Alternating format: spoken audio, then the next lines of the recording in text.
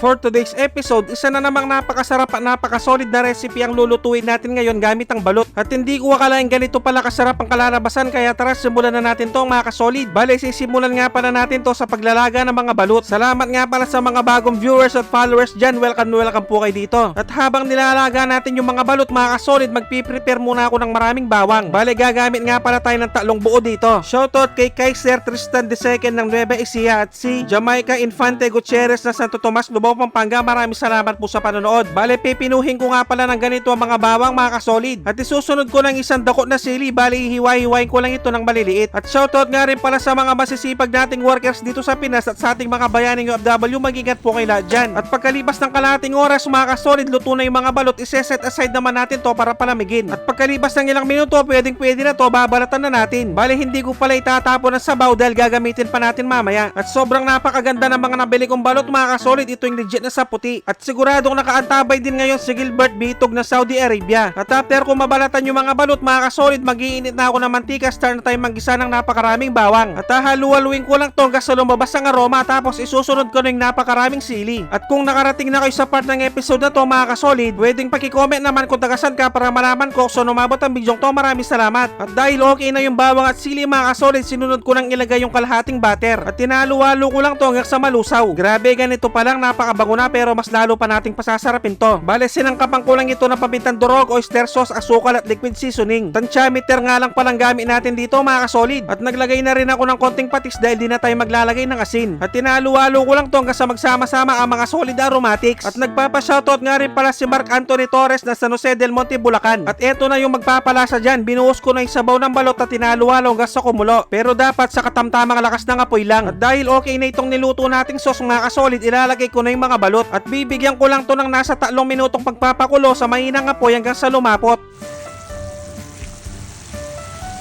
At siguradong nakaabang din ngayon si Kimboy Rizaldo ng Capiz. At dahil luto na ang ating spicy garlic butter balot, magpe-plating na tayo. At syempre, dito na tayo sa pinaka-exciting part, ang tikiman time, yun no? Sa itsura pa lang, siguradong mang-uubos na naman ang isang kalderong kanin lamig to. Kain po tayo. Sus Mariosep, kanyama na po. Grabe, napakasarap mga kasolid. At siguradong mapapahanap ka talaga ng kaning lamig pag ganito ang inuulam mo. Nagpapasalamat nga pala si Rose Binyas sa masarap na kalamay kay Madam Sonia Garcia ng EPSA. At pwedeng pakirate naman 1 to 10 ng recipe natin ngayon mga kasolid. Maraming salamat po. At pag ganito talagang kinakain ko mga kasolid, hindi ko talaga mapigilan sumubo. At bibigyan ko na kayo ng pangmalakasang perfect bite para dito. Yung kukuha ka ng balot tapos bubuhusan mo na suka na may sibuyas na may sili, makantampo. Taksya po na kalasa ng kalasa. At kung siyempong hating gabi nyo naman napanood to mga kasolid, mag-automatic pansit kanto na lang kayo mga bossing. Dapat yung spicy ha. At siguradong naglalaway din ngayon si Angge Magundaya ni Rusa ng Tagig. At si Michelle Manayon Brozula ng Camarines Sur, Bicol. Maraming salamat po sa suporta. At kahit napakasarap nito mga kasolid, hinay-inay pa rin dahil napakataas sa kolesterol nito. Kaya pagkatapos ko dito, magja-jogging muna ako. Maraming salamat sa mga walang sawang sumusuporta, sumusubaybay sa aking mga video. At sa mga walang sawang nagsishare, maraming salamat, napakasolid nyo. Sobrang na-appreciate namin kayo lahat. Magkita-kita ulit tayo next episode. Maraming salamat sa panonood. Mag-ingat ang lahat. Basta Kapampangan, manyaman!